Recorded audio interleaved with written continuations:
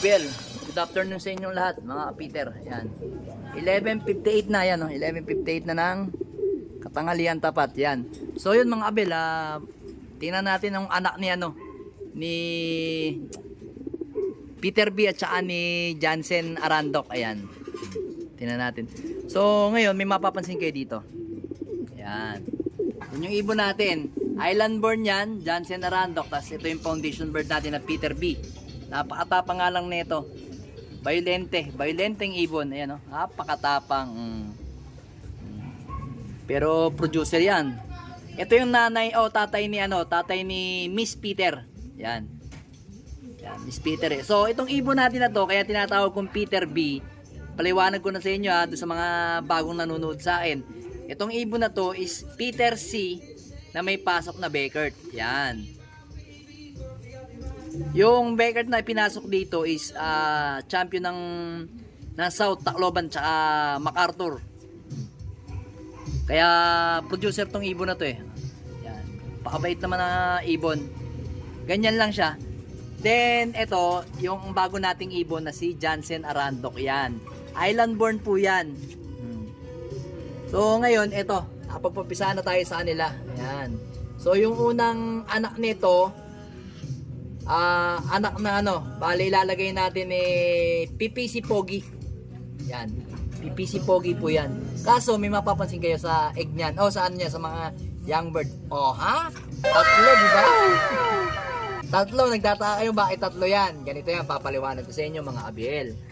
So itong ibon na to, ang dalawa, si Peter B at si Arandok, may kasabay yang nag-egg mga Abiel. Ang kasabay niyan mag-egg is ito. Ito.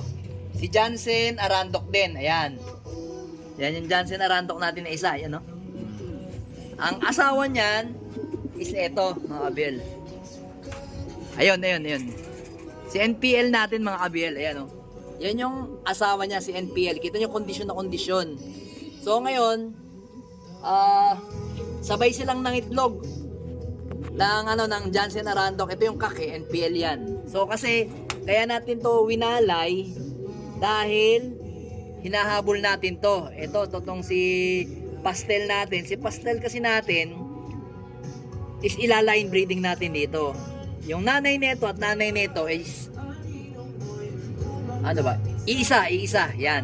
Pero magkaiba yung tatay. Yan. Kaya ilaline breeding ko kasi ang kapatid nito sa nanay is overall champion sa APR sa All Bird at Young Bird. Bale, dalawa lang yung magkapatid na yon. Yung isa na-cut off sa Smash ata yun. Tapos hindi na ikinarga ng Apari. Tapos yung isang kapatid naman niya, overall, super set winner. Yan. Thank you nga pala kay paring Orlando. Yan. Yang ibon na yan at saka to, parehas ibon ni Orlando yan. So ngayon, sila ang pagpaparisin natin. So, naghahabol nga tayo dito sa dalawang to. Kasi to, hindi pa to nabebengbang. Virgin pa to. So ngayon, ang unang egg nito, papipisa natin. Kasi yung pinanggalingan naman nitong ibon na to, at saka nito, is proven na proven. North to south. Kaya, pinilit kong tanggalin to sa asawa niya kay Arandok. Kay Arandok na to. To Jansen Arandok.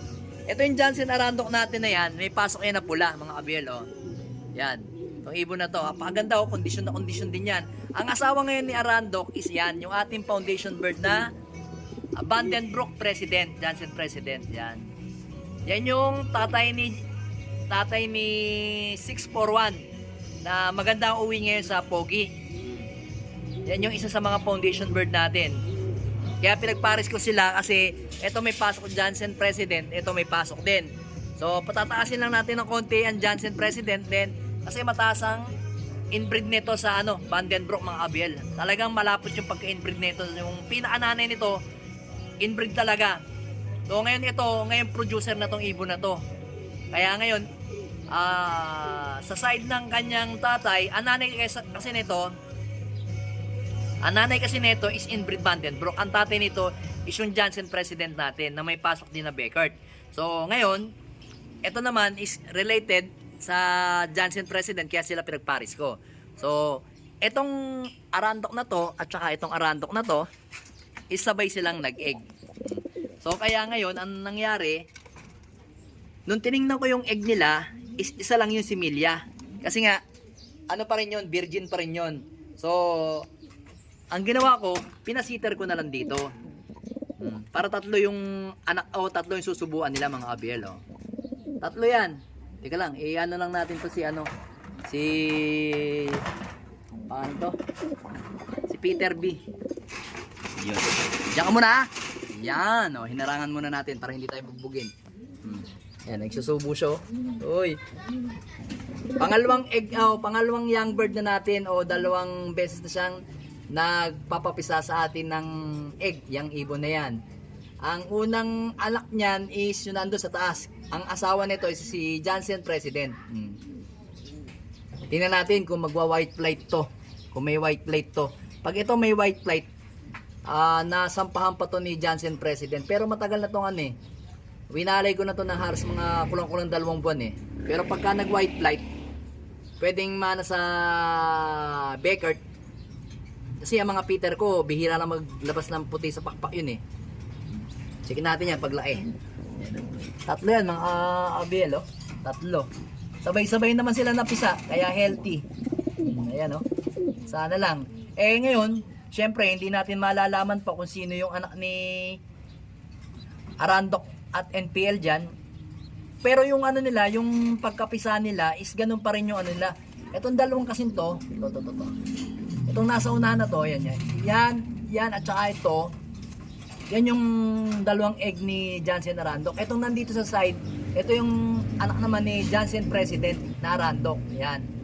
Nandito sa side, kaya medyo tanda ko. Pero yung kulay, syempre, paglaki, hindi ko rin masasabi. Kaya antabayan na natin paglaki nito. Kung ano magiging itsura o yung magiging kulay nila para masabi natin na anak to ni Jansen President at anak ni Jansen Arandok mga kabiel. Malalaman natin. Pero yung tatlong yan, isang singsing na lang yung gagawin natin dyan. Panay lahat yan, PPCP Pogi. Then yung susunod na clutch nyan, PRC at saka PUF ang gagawin natin mga kabiel. Kasi meron pa tayong ano eh, may PRC tayo 5 singsing. Tapos meron din tayong 5 singsing ng PUF. Yan. Pero hindi muna tayo kasi lalaro sa BBC mga kabiel eh. Doon muna tayo lalaro.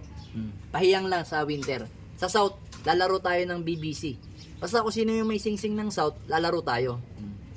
Para maganda yung laban natin ng South. Mas gusto ko kasi yung South eh. Yan. Ang gaganda oh. Yan. Healthy sila oh. Tapos naka-herbal pa sila ngayon. Mga kabelo. Ayan. Herbal. Naka-prebiotic. Tapos bukas naman, bibigyan natin sila ng probiotic. Para everybody okay ka ba tiyan? Para maganda yung kanilang digestion. Pati yung mga young bird natin na sinusubuan. Sana walang mahuli. Sana sabay-sabay yung paglaki ng mga young bird natin.